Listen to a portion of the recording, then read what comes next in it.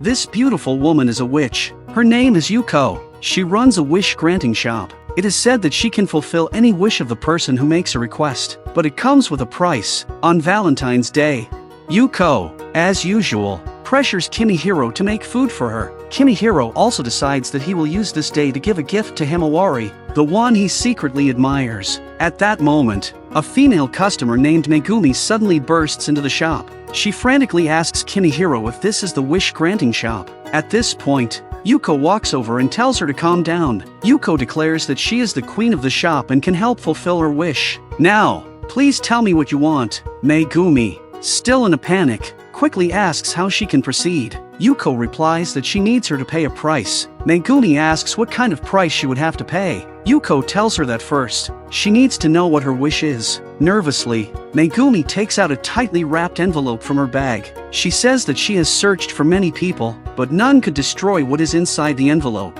Her wish is for Yuko to destroy what is inside the envelope. Yuko says she can fulfill that wish. The envelope will be kept in her possession, but how to destroy it will be up to Megumi to decide later. Yuko gives her a few days to think about it. After Megumi leaves, Kimihiro is very curious about what could be inside the envelope. Yuko tells him that it is a very rare item. Then, she opens the envelope. As she unwraps it, a photograph floats out. Kimihiro looks closely at the photo and sees that it is a picture of a girl. Kimihiro inspects the photo closely, but he can't find anything unusual about it. Suddenly, he remembers the cake he made for Himawari is ready, so he decides to deliver it to her first. At the delivery, everything is going well until Demiki unexpectedly shows up. Snatching the coffee Kimihiro had prepared, he drinks it all and proceeds to eat the cake Kimihiro made for Himawari. This makes Kimihiro so angry that he can only shout at Demiki. On his way back home, Kimihiro recalls the gift Himawari gave him,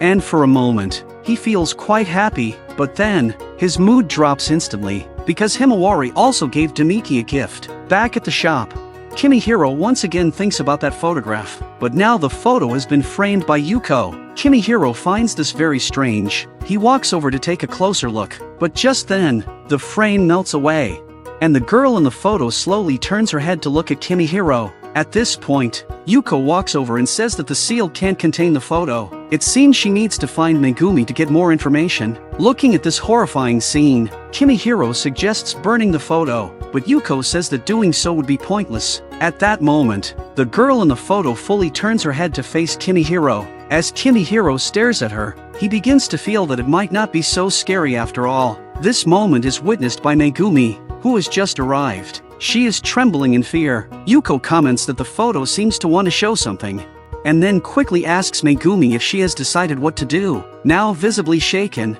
Megumi gasps as her image suddenly appears in the photo. Standing before the girl, Megumi desperately grabs the photo and shouts, "Don't look!" Yuko calmly replies, "Even though you tried to hide the photo, you can't escape your own heart, because the photo contains Megumi's unknown past." At this point, the seal on the frame has completely melted, and the photo falls out, but the story inside the photo continues to play. Megumi suddenly pushes the girl in the photo off a cliff. At this moment, Megumi mumbles to herself, "She fell by accident. The police have closed the case. How did it turn out like this?" Yuko walks up to her and says, "Now, tell me your wish." At this point, Megumi is on the verge of breaking down. She tells Yuko that she will pay any price just to make the photo disappear. After hearing her words, Yuko picks up the photo from the ground. With her powerful magic, she starts to slowly crush the photo, but just before it disappears completely, Kimihiro seems to see Megumi's smug smile in the photo. At that moment, Megumi looks at a gift box nearby, and mutters to herself, "She clearly knows that I like that man, but she still wants to compete with me. It's unforgivable." Her words reveal to Kimihiro that this is likely a tragic result of a love triangle. At this point, the photo has been completely destroyed by Yuko. Yuko then tells Megumi that the price of this transaction is that she can never be photographed by any item that records human likeness, such as cameras or mobile phones. If she is ever captured by such devices, her ugly secrets will be exposed to the world. Megumi, now desperate, tries to back out, but Yuko states that this was her decision, and how she lives from now on is entirely up to her. Afterward, Kimihiro suggests exposing the truth, and making sure Megumi faces the consequences, but Yuko replies that Megumi's wish was to destroy the evidence. She cannot violate the rules of the wish-granting shop, but everything is part of Yuko's plan, because in this digital age, unless Megumi locks herself in her house and never leaves, she will eventually face the consequences she deserves. One day, a girl suddenly fell from the sky and landed directly on Kimihiro. Yuko recognized this girl. She was a cat girl. The cat girl had come to ask Yuko for help, and she was aware of the wish-granting shop. She handed Yuko an egg and said that this was her price for the favor. The cat girl asked Yuko to help her fetch some well water from a well at a house. Yuko was puzzled. Why would a cat girl, who was afraid of water, need well water? The cat girl explained that she wasn't ready to reveal the full truth. Yuko didn't press further and decided to assign Kimihiro the task instead. The cat girl led Kimihiro to the outer wall of a house. Kimihiro didn't understand why they couldn't just use the front door, but the cat girl innocently said that she didn't know the homeowner. With no choice, Kimihiro had to climb over the wall. They reached the well, but as Kimihiro was drawing the water, he noticed a woman on the second floor, seemingly watching him. Kimihiro quickly drew the water and left the area as fast as possible. When Yuko saw the well water, she seemed to understand the cat girl's intentions. She then instructed Kimihiro to go back and fetch more well water. Kimihiro hesitated, explaining that the woman on the second floor had likely caught him stealing the water. Yuko suggested that he should find someone else to go with him. That way, he can fetch even more water from the well. The next day, Kimihiro called Demiki to help fetch water from the well together. When they arrived in the courtyard, Kimihiro once again saw the same woman,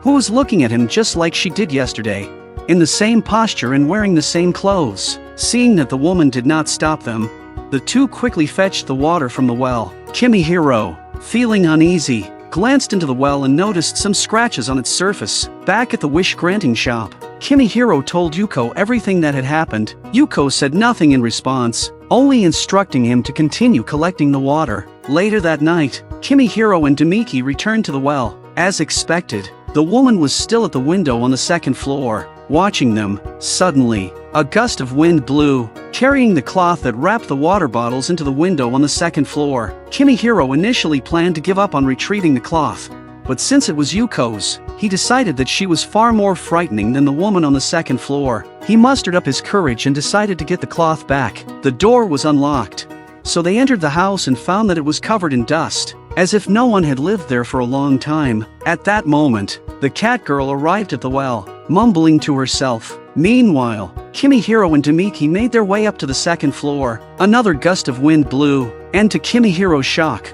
the woman was blown to the ground. It was then that Kimihiro realized the woman was actually a doll. Yuko appeared and explained that this was the body of someone who had passed away. The reason her body had been preserved so well was that she had consumed large amounts of preservatives before her death. Yuko then pointed out the cat girl outside. It turned out that her wish was to rescue the dead kitten at the bottom of the well, so that its soul could rest in peace.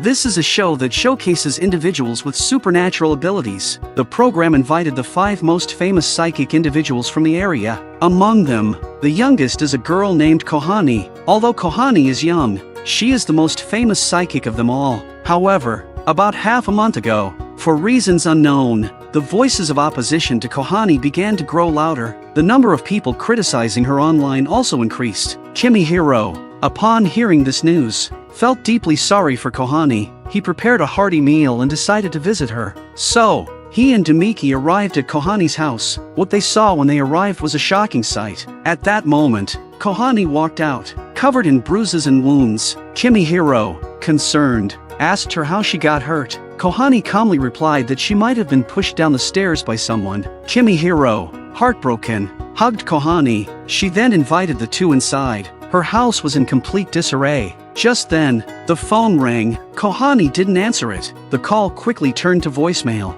and the voice on the other end was full of insults toward Kohani. Kohani calmly remarked that she had grown used to it all. The calmer she was, the more heartbroken Kimihiro became. He could only continue to comfort her. Seeing that Kohani had finally relaxed a little, Kimihiro let out a sigh of relief. He then handed her the meal he had prepared. At that moment, Kohani's mother, Kyoko, came home. As soon as she entered, she began scolding Kohani, demanding that she go on the show to earn money. Kyoko walked into the dining room and saw Kohani eating. Her anger flared even more. Kimihiro was about to explain, but Kyoko grabbed a cup of hot tea and threw it at him. Dumiki quickly pulled Kimihiro away to tend to his burns. At this point, Kohani, who had never resisted her mother before, stepped forward. She said that no matter what Kyoko had forced her to do in the past, she had been able to tolerate it. But if Kyoko ever hurt her friends, she would never forgive her. Kimihiro returned to the wish-granting shop, where everyone took great care of him, but Kimihiro was still worried about Kohani. Meanwhile,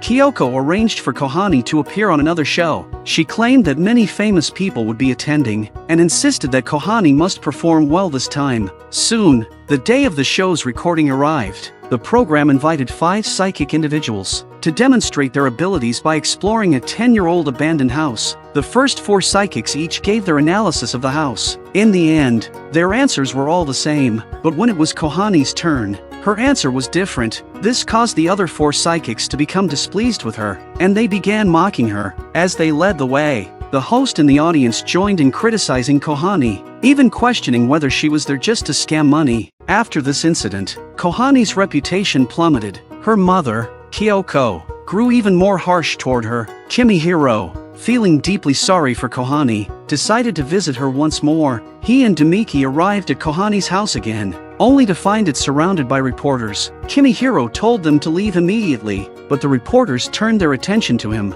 After a long time of being harassed, Kimihiro and Dumiki finally reached Kohani's house. Inside, it was even more chaotic than before. At that moment, Kohani was in the bathroom, enduring her mother's abuse. Kyoko was angrily questioning why Kohani had contradicted the 4 famous psychics on the show. Just then, Kimihiro and Dumiki arrived. Kyoko, furious, threw water at them and demanded they leave. Dumiki firmly told her, "There are reporters outside. If you don't want to be exposed, you'd better calm down." Kimihiro, unable to hold back any longer, asked Kohani if she wanted to leave. Kyoko warned him that only she had the right to arrange Kohani's life. But Kohani, with a determined look in her eyes, turned to her mother and said, "I want to leave here." Kyoko never expected her daughter would defy her. Kimihiro took Kohani to the wish-granting shop, where everyone treated her with kindness and care. This helped Kohani's mood improve. While Kohani was in the bath, Yuko spoke to Kimihiro about the show. She explained that all 5 psychics had spoken the truth, but they had seen different things. Kohani had seen the spirit of a soul trapped in the old house, while the other 4 only saw the eerie nature of the house without noticing the spirit. That was why they had denied Kohani's findings. When Kohani finished her bath, Yuko assured her that she could stay as long as she needed. Kimihiro happily prepared a large meal for her. The lively atmosphere made Kohani feel warm and cared for. However, the next morning, Kohani decided to leave. She was worried about her mother. Kimihiro saw her off and, before she left, gave her a balloon, telling her that it could make her dreams come true. When Kohani returned home, she found her mother sitting there, looking distressed. Kohani hoped her mother could start a new life. Yuko, noticing Kimihiro's troubled expression, told him that Kohani was stronger than he thought, and that he didn't need to worry too much. Later, Kohani rescued the soul trapped in the old house. Gaining back the public's recognition, Kimihiro watched the news and learned that Kohani and her mother were moving to a new home to live a simple, peaceful life. When Kimihiro met Kohani again, she had cut her hair short and appeared much brighter and more cheerful. Before they parted, Kimihiro asked if the balloon had made her dreams come true. Kohani smiled and thanked him for the balloon. She explained that she had dreamed of her mother living without pain anymore, and it seemed that her dream had indeed come true. One night, Kimihiro had a dream. In this dream, he saw Yuko. Yuko told him that they were indeed in his dream. She also told him that it was time for her to leave. Kimihiro couldn't understand what she meant. Yuko explained that she had died a long time ago. Everything that belonged to her had long since vanished. However, just before she was about to disappear, someone had used a powerful mental force to freeze her in a still time rift. So, when time started to flow again, she would fade away. Kimihiro couldn't believe it. In his eyes, Yuko was omnipotent. She could grant any wish, so why couldn't she save herself? Kimihiro wished more than anything that this was just a dream, but Yuko didn't want to deceive him. At that moment, her body was rapidly dissipating. Seeing this, Kimihiro firmly told Yuko, "I will wait for your return at the wish-granting shop." 10 years passed in the blink of an eye. Since Yuko's disappearance, Kimihiro had taken her place as the owner of the wish-granting shop, and he remained there, waiting for her return.